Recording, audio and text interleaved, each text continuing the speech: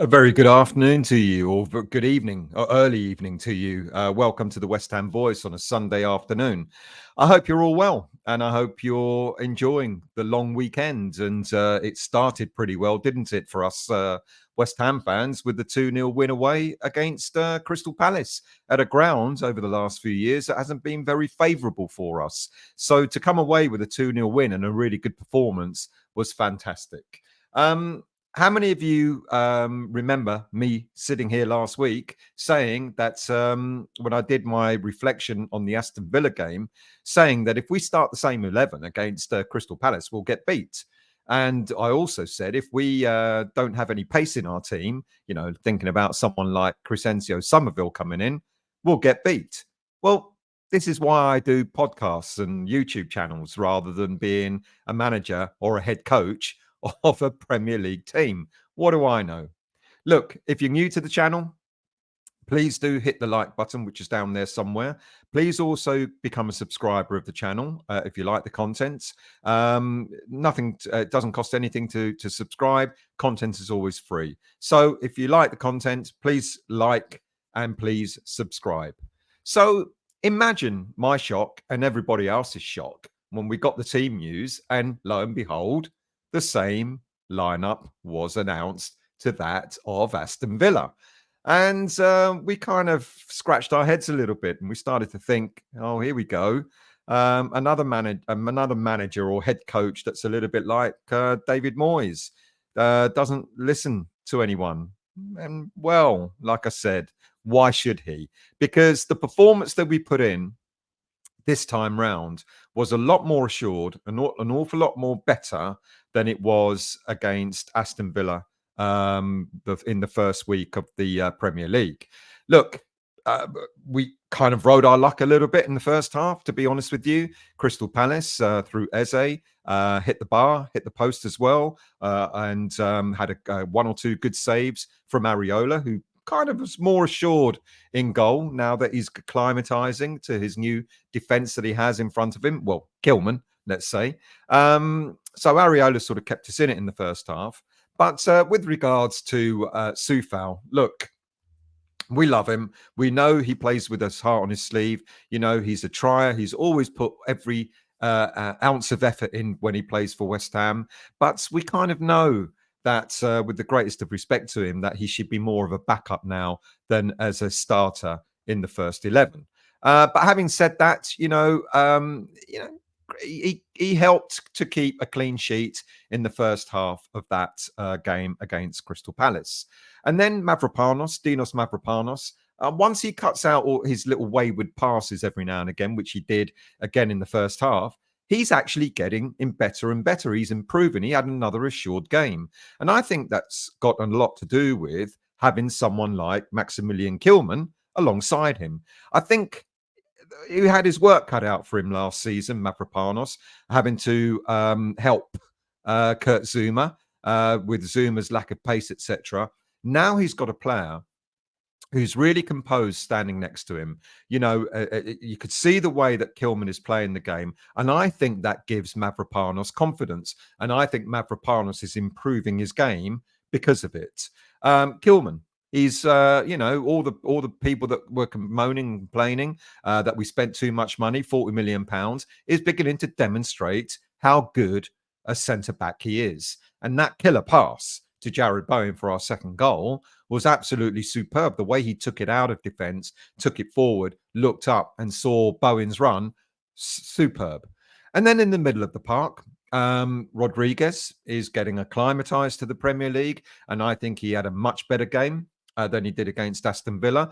One may argue that maybe he didn't have the same kind of press as Aston Villa put on him last week, and that's possible. I kind of expected a lot more from Crystal Palace, to be quite honest with you. But what he did, Rodriguez, in the centre of the park, he did well, and he did it quite assuredly and composed. Paqueta is getting back to his match fitness. You could see nice little touches here and there, improving, just like Jared Bowen as well. He was beginning to demonstrate that he's getting back to match fitness too. I'm going to come on to Soucek in a minute. Still a little bit concerned with Kudus playing out left, but it almost doesn't matter where you put him. It doesn't, left side, right side, in the middle, whatever. You could see his the input that he has. The ball sticks to his feet, and he was really, really good as well. And then up front, you had Antonio, a little bit like Soufal. I don't want to pick players out. I think it's a shame to do that. But Soufal and Antonio, you are now beginning to see when you have alternatives to compare, you are beginning to see the sort of the certain areas that they're both lacking.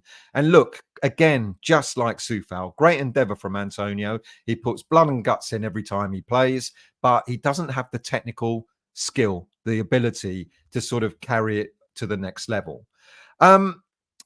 Then we had the subs on 62 minutes. It's great that Lopetegui brought subs on a lot quicker than he did against Aston Villa last week. And he made two changes, Wan-Bissaka at right back and Füllkrug at up front. And Wan-Bissaka made an immediate impression, didn't he? The minute he came on, he had an instant impact, getting the ball 5 minutes into him being on the pitch. He got the ball, won it, took it down the line, gave it to Bowen. Bowen drove it into the centre. There was a bit of a melee and it fell to Soucek, who scored our first goal. And but what wasn't really good about Wan-Bissaka is he was overlapping, looking for that ball again on the right side. Now, it's interesting how many people keep saying that Wan-Bissaka's not great going forward. I don't know. He looked all right to me, to be quite honest with you. And fair play to him as well that he didn't celebrate that goal. Well, he didn't celebrate either goal, which would have been a bit discourteous to his old team, Crystal Palace. But he made an immediate impact, and so did Füllkrug. To be honest with you, Füllkrug, in the way that he played his game, his movements, positional movement, he knows where to move. He knows he's got that instinctive striker approach, that he knows where to go, how to look for the ball. It's such a shame when the ball fell to him that he didn't put that goal, that chance away. That would have been fantastic. But we've got a new song for him. Can't sing it because it's a little bit rude, but you could see he appreciates it. And I think he will become a bit iconic at West Ham United, to be honest with you. And then, of course, on the 78th minute, we had Machin come back, which was good to see as well. He replaced Tomas Soucek in the middle of the park. And then you could start seeing the pivot that I've been talking about with him and Rodriguez, the central midfield pivots. And it was good. I think I was a little bit surprised. I thought maybe he wouldn't be back until Bournemouth or maybe even next week against Man City. But it's great for him to get a few minutes in this game, which is going to bode well. And I think that we now are seeing the depth that we've got in the squad. And it was good to have him back. He looked fit, he looked lively, and it gives us another dimension in the centre of the park.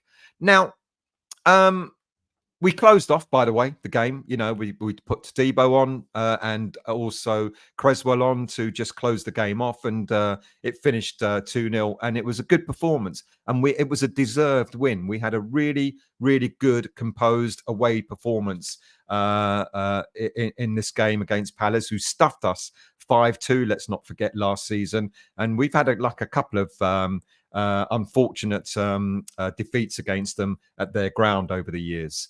Now, we've got to talk about one player, and we've got to ask ourselves, why is it that some fans, regardless of what he does, Thomas, they just seem to have it in for Tomas Soucek. They just don't respect the player and what he's given to West Ham. Let's reflect on Soucek and the time and since he's been here. He's been with us for 4.5 years now. Joined us on loan in January 2020 when we're under threat of relegation, when David Moyes came back in again. It was the same time that we got Jared Bowen as well. We got him on loan for 4.5 million euros. He was made permanent in July 2021 for another 16 million euros. His current value is kind of holding its own, about 25 million. 29 years of age. He's made 209 appearances for West Ham so far, 33 goals, 11 assists. That's not bad by any standard at all, but yet some fans, the minute we talk about bringing players in like Soler, etc. Immediately, people say, "Well, yeah, that's because we're going to get rid of Soucek." I don't think I don't think we're going to get rid of Tomas Soucek. I think if there possibly could be one other player that I'm going to talk about in a minute when I give you a quick update on transfers. There could be one other player that's going to likely to be going before him. Because if you look at the lineup, if you look at the players that were selected, we know Zuma's gone. We know Agerd is likely to be gone by the end of this coming week. Quite possibly Cornet as well. We don't know what's happening to Irving, but you look on the bench, the 9 players that were selected. If Soler comes in, who immediately go? Which player do you sort of look at to think, well, who's going to be replacing? Who is Soler going to be replacing on the bench? You could argue it could be Danny Ings, yeah. But if we get another striker, then maybe Ings will be on the other side. The player's not selected anyway. But then you look at Ward-Prowse and you start thinking to yourself, is Soler coming in not as a replacement for Tomas Soucek, but as a replacement for someone like James Ward-Prowse? Let's compare Soucek's performance last season. This is based only on the Premier League, and I've done it comparing Lucas Paqueta and James Ward-Prowse. Now, ironically, James Ward-Prowse has the better stats all round in terms of things like pass attempts, pass accuracy, ground duel success, possession lost, etc. He comes out a lot better than everyone else. Now, if you compare Tomas Soucek to Lucas Paqueta, it's Soucek that comes out on top on most things. In the Premier League last season, Soucek scored 7 goals. Paqueta scored 4, of which 2 were penalties.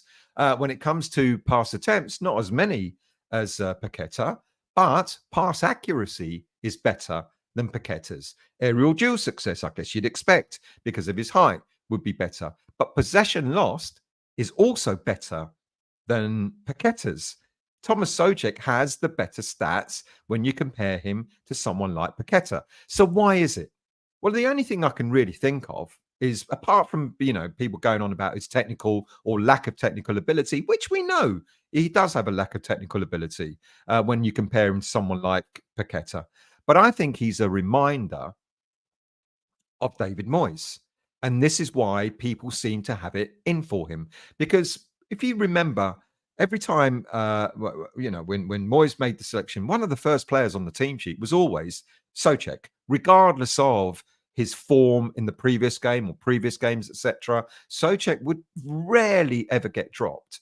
And you kind of you used to think to yourself, well, what does it take to drop Soucek? But Soucek, for his lack of technical ability, is a disruptor. He comes on the pitch, he offers you something different. It's not all about just lobbing the ball up in the air and hoping he's going to head it on, etc. There's other things that he disrupts midfields, he disrupts defensive backlines, etc.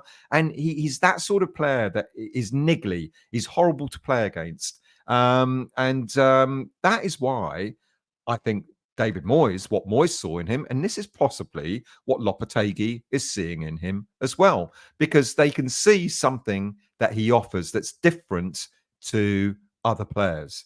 Now, with Soler coming in, do I think he's going to be a regular starter? I really don't know. I think what Lopetegui is going to do, I think he's going to surprise us. I think Lopetegui is going to start mixing and matching players for different games. For example, the game coming up against Man City next weekend, you might see maybe Soucek drop into the bench, quite possibly, and you might see the pivot of the 2 central defensive midfielders of Alvarez and Rodriguez, with possibly Bowen, Paqueta, and Kudus either all behind Fulkrug.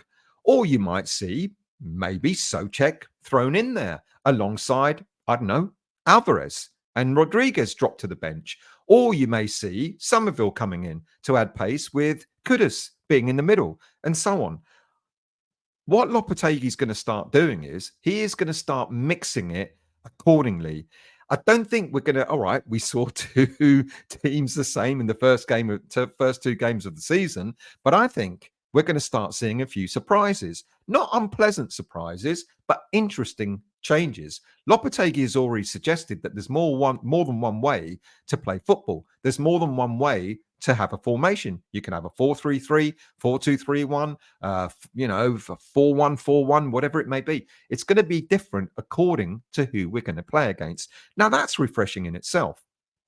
And that's why when Soler comes in, I think there's going to be a focus on another player. Now, let me go very briefly through. Now, before I do that, we've got another game before Man City next weekend because we got the midweek Carabao Cup against Bournemouth. I think we're going to see quite a few different players in that. Obviously, change goalkeeper. I think Fabianski's going to be in goal. I think Wan-Bissaka will start in order to give him much more match fitness, much more game time. I think Todibo will play alongside him. A Gerd I've put in there, but I got a massive question mark over him because he might be gone by then. I think we're still looking to sell him. So question mark there. Maybe Kilman will play alongside Todibo. Got Creswell out on the left. Maybe James Ward-Prowse, if he doesn't go. I've got him alongside Alvarez, who I think Alvarez, a bit like Wan-Bissaka, will start to give him a bit more match fitness, as well as Todibo, a bit more match fitness. Now, I'd love to think that I've got that we'll see Guilherme and Andy Irving in this lineup, but I'm not so sure, to be quite honest with you. I think maybe they're players that might be on the bench and may come on, but it'd be great to see that happening. Somerville, I think, will be given a bit of game time, and I think Fulkrug will come in as well. So you can see the reason why Lopetegui wants so many players in the squad is so that he can mix and match, because you go back to the Man City game and you'll see a completely different lineup. So it's going to be interesting to see what happens. Now, with regards to players coming in and going, etc., now we know Kurt Zuma is not going to be, he's not been selected, not on the bench or anything like that. There's still hope to see him off to the UAE or somewhere else.